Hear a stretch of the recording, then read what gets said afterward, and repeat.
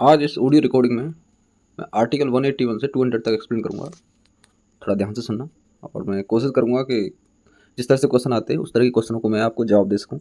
और जैसे क्वेश्चन पूछे गए उनका जवाब क्या है, उनका रिप्लाई क्या है, उनका आंसर क्या हो सकता है, और किस चीज़ का क्या मतलब है। मेरा यही टारगेट होगा आपको समझाने का, किस चीज़ का क्या मतलब है, आपको क्या पढ़ना है। तो आर्टिकल 180 तक मैं ऑलरेडी एक्सप्लेन कर चुका हूँ। 181 के बारे में पढ़ते हैं। इसमें लिखा हुआ restrictions on discussion in legislature. मैंने ये बताया था कि जो कार्रवाई सुप्रीम कोर्ट में होती है उसकी चर्चा संसद में नहीं होती है। ऐसे ही जो कार्रवाई हाई कोर्ट में होती है उसकी चर्चा वहाँ किसी भी स्टेट के लेजिस्लेचर में नहीं होती। लेजिस्लेचर मतलब होता है विधानमंडल, और लेजिस्लेटिव असेंबली का मतलब होता है विधानसभा, और लेजिस्लेटिव काउंसिल का मतलब होता है विधान परिषद। विधान परिषद सभी जगह नहीं है, ठीक है। कुछ 5 या 6 राज्यों में विधान परिषद है, याद कर लेना किसमें है। यूपी में है, बिहार में है, महाराष्ट्र में है, और आपके तेलंगाना और आंध्रा दोनों में है। और बाकी किस किस में नहीं, क्वेश्चन पूछा जा सकता है किस किस में विधान परिषद है, किस में नहीं है, ठीक है। और मैंने यही बताया होगा विधान परिषद कैसे बनती है, कैसे नहीं बनती है, कैसे इसको ख़त्म किया जा सकता है, कैसे मतलब इसको क्रिएट किया जा सकता है। फाइनली सब ऑलरेडी एक्सप्लेन कर चुका हूँ, आप उनको सुनोगे तो समझ में आ जाएगा। 181 के बारे में पढ़ते हैं, क्या लिखा हुआ है।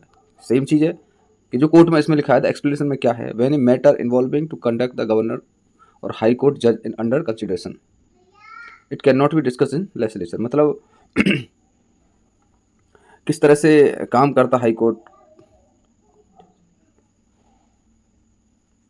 या आप कह सकते हो किसी भी हाई कोर्ट के जज का कंडक्ट क्या है, कैसे काम करता है वो। आप बोलते हैं जज का बात करने का तरीका क्या है।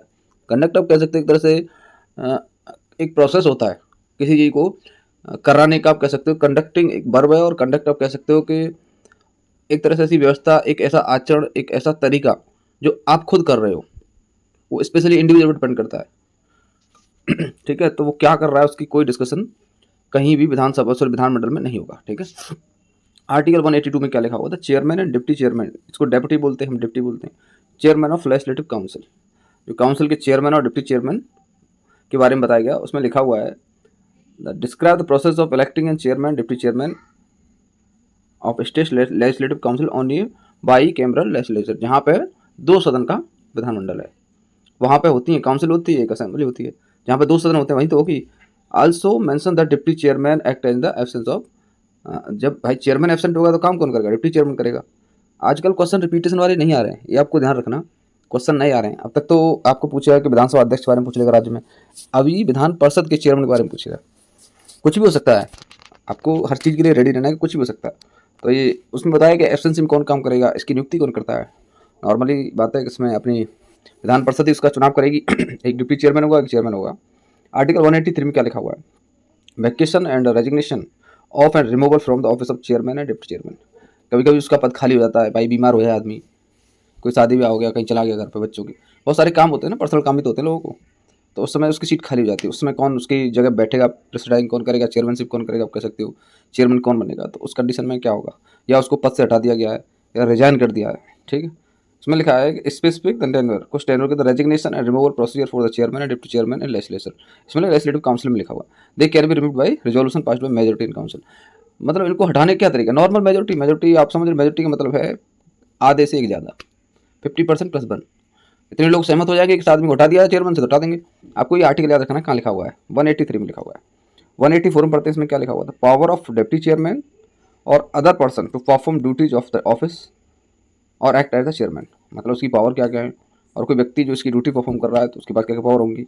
उसके बाद कहता है in the case of absence और vacancy in the office of chairman the deputy chairman और another member preside over council. Normal सी बात है, चेयरमैन नहीं है तो डिप्टी चेयरमैन करेगा, डिप्टी चेयरमैन नहीं तो कोई और मेंबर होगा। उस दिन के लिए उसे बना देंगे कि भाई ये आदमी काम करेगा यहाँ पर चेयरमैन का। आर्टिकल 185 में लिखा है salaries and allowances of the deputy chairman and chairman. कौन डिसाइड करेगा, वहाँ का विधानमंडल डिसाइड करेगा। Their salaries and allowances are decided by state legislature. राज्य का जो विधानमंडल होता है वो डिसाइड करता है। आर्टिकल 186 अनुच्छेद 186 the salaries and allowances of the speaker and deputy speaker. भाई स्पीकर और डिप्टी स्पीकर की सैलरी अलाउंस कौन डिसाइड करेगा, वहाँ की विधानसभा करेगी। भाई विधानसभा के लिए काम करें, विधानसभा करेगी।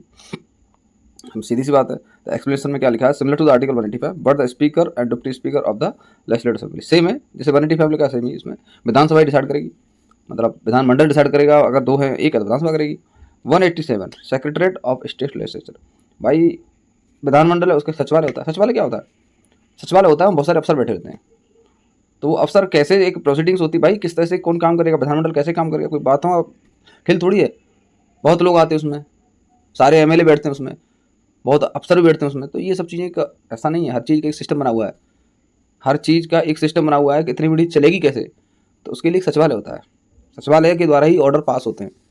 ठीक है, सारे जितने रूल रेगुलेशन बनते हैं वहीं से बन के आते हैं, वो चेक किए जाते हैं, फिर उनको और बहुत तरीके से स्क्रूटनाइज किया जाता है, मतलब जांच पड़ताल होती है, तब जाके वो राज्य में चलते हैं। तो 187 में सचिवालय की बात की गई है। इसमें लिखा है each house of the state legislature, Vidhan Sabha Vidhan Sabha सचिवालय हुआ, और विधान परिषद विधान परिषद सचिवालय हुआ। भाई नॉर्मल सी बात है, बहुत सारे अफसरों को इनमें बैठा दिया जाता है सचिवालय में, पता है। और विधान परिषद के सचिवालय में कोई बैठना क्यों चाहेगा, क्योंकि विधान परिषद के पास इतनी पावर नहीं है ना। जब परिषद के पास पावर नहीं है तो अधिकारी के पास क्या पावर होगी। बहुत कम लोग हैं वहाँ जाना चाहते हैं, लेकिन फिर भी यहाँ पे ऐसा होता है, जाएगा तो सही, कोई ना कोई तो जाएगा। तो इसलिए आप ये मत सोचो कि आप अफसर बन जाओगे तो आप बहुत बड़ी पोस्ट पहुंच जाओगे, या बहुत अच्छा ही आपको ऐसी चीज़ मिल जाएगी, आप जिंदगी बहुत अच्छी बोलते ना कि नाम कमा सकोगे, आप कह सकते हैं इतनी पावर में चले जाओगे। ऐसा नहीं भाई, जो व्यक्ति जहाँ बैठा है ना, जहाँ काम कर रहा है, वही उसकी पावर डिसाइड करता है। एक यूपीएससी एस्पिरेंट होने के नाते मैं आपको बता रहा हूँ कि यूपीएससी क्लियर करने के बाद भी ये मत सोचना कि आप डायरेक्ट डीएम बन जाओगे। आपको बहुत सारे डिपार्टमेंट में भेजा जाता है, बहुत डिपार्टमेंट में देश में बहुत जगह आपको भेजा जा सकता है। तो ये तो आपके पास ये है कि आप अफसर होंगे, और ऐसा भी नहीं है कि आप हाईली पेड हो कि आपको देश में सबसे ज़्यादा पेमेंट मिलती है। ये सच्चाई से वाकिफ रहो, यूपीएससी वालों को सबसे ज़्यादा पेमेंट नहीं मिलती है, लेकिन बराबर मिलती है लोगों के, और उनसे बहुत सारे तो कम से मिलती है। बहुत अफसर ऐसे हैं देश में जो इनिशियल स्टेज में सबसे ज़्यादा पेमेंट लेते हैं स्टार्टिंग में, लेकिन आईएएस बनने के बाद लोगों को पेमेंट नहीं मिलती इतनी। उनकी गवर्नमेंट सैलरी कम होती है, लेकिन सुख सुविधा मिलती है, गाड़ी मिलती है, सब चीज़ें, बहुत सारी चीज़ें। ये सब कहने की बात नहीं है, तो सबको दिखाई देता है। लेकिन मैं आपको ये सचिवालय के तरह के बहुत जरिए से एक चीज़ बताना चाहता हूँ। अब ये मत सोचना कि आप सेलेक्ट हो जाओगे जाते ही आपको जिला मिल जाएगा। आर्टिकल 188 ऑथ और एफर्मेशन, मतलब उनको शपथ कौन दिलाता है। जो विधान मंडल के जो सदस्य होते हैं उनको एमएलए और एमएलसी को शपथ कौन दिलाता है। Every member of legislature of the state must take oath alexis before taking their seat, लेने से पहले उनको शपथ लेनी है। एक्चुअली में शपथ कौन दिलाता है, इनको गवर्नर दिलाता है सबको। ठीक है, एक साथ खड़े होकर सबको दिला देते हैं, एक एक करके नहीं दिलाते हैं, एक एक करके तो मंत्री लेते हैं।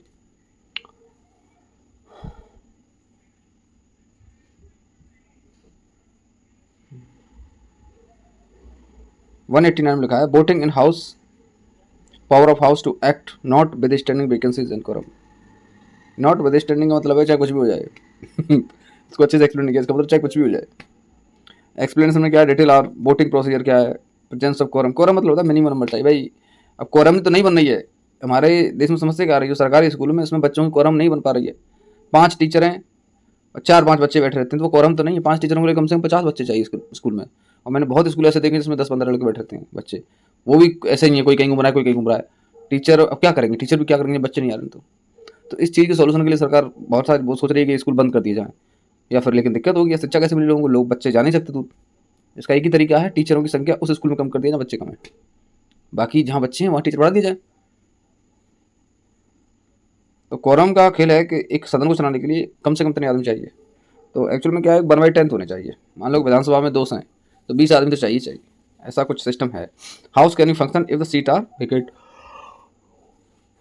ये कह रहा है कि हाउस तो काम करेगा, सीट खाली है तभी करेगा वो। आर्टिकल 190 में क्या लिखा है, द वैकेशन ऑफ सीट जब खाली होती है तो उसमें क्या होता है। इसमें लिखा है member seat become vacant if he resign, अगर वो रिजाइन कर देता तो खाली हो जाएगी seat. Is absent without permission, अगर परमिशन के बिना एब्सेंट है तब भी खाली हो जाएगी। और डिस्क्वालीफाइड अंडर द कॉन्स्टिट्यूशन, इसमें अच्छे से एक्सप्लेन नहीं है चीज़ें। कॉन्स्टिट्यूशन मतलब दल बदल वाली व्यवस्था है। अनुसूची 10, अगर अकेला आदमी कहीं लड़ रहा है, किसी पार्टी चल रहा है और वो दूसरी पार्टी जो कॉन्स्टिट्यूशन है उसकी सदस्यता खत्म हो जाती है। ये 52 कॉन्स्टिट्यूशन अमेंडमेंट है और 91 कॉन्स्टिट्यूशन अमेंडमेंट है। ठीक है, 2 अमेंडमेंट है, आपको याद रखने। पहले क्या था, कोई कहीं से लड़ रहा है, दूसरी पार्टी ज्वाइन कर ले तो आराम से मजे मारता था। लेकिन आजकल ऐसा नहीं है, आपकी पार्टी विलय करेगी, 2/3 लोग विलय करेंगे तब जाके माना जाएगा पार्टी विलय कर लिया। पार्टी विलय कर तो किसी भी जो व्यक्ति उस पार्टी से जुड़ा होगा उसकी सदस्यता खत्म नहीं होगी। ठीक है। Article 191 disqualification for membership disqualify कब हो सकता है आदमी। एक्सप्लेनेशन में क्या लिखा है, a person is disqualified from being a member if 2 condition है, he hold an office of profit, या कोई ऐसा काम करे भाई उसने वो जिसमें था वो छोड़ नहीं रहा है, तब भी वो नहीं माना जाएगा। एमएलए और एमएलसी नहीं माना जाएगा, क्योंकि उसके पास कोई ना कोई पद है जहाँ उसको लाभ मिल रहा है, जहाँ उसको धन मिलता है, पैसा मिलता है, नौकरी मतलब आप कह सकते सैलरी मिलती है, तो वो एमएलए एमएलसी नहीं होगा।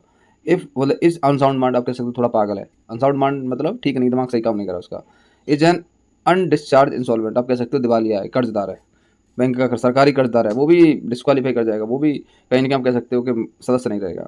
It's not a Indian citizen, आपको ध्यान रखना है, भारत का नागरिक नहीं है तो भाई कैसे रह लेगा। ठीक है। और is disqualify under any law like anti defection law, या फिर कोई एंटी डिफेक्शन लॉ के तहत अगर उसको डिस्क्वालीफाई कर दिया जा रहा है तब भी वो सदस्य नहीं रहेगा, मेंबर नहीं रहेगा किसी भी विधानसभा का या विधान परिषद का। आर्टिकल 192 इसमें क्या लिखा, डिस्कशन ऑन डिस्क्वालिफिकेशन। डिस्क्वालिफिकेशन कौन डिसाइड करेगा, ये एक अच्छा क्वेश्चन है, समझना आपको। If any question arise regarding the disqualification of member is decided by the governor.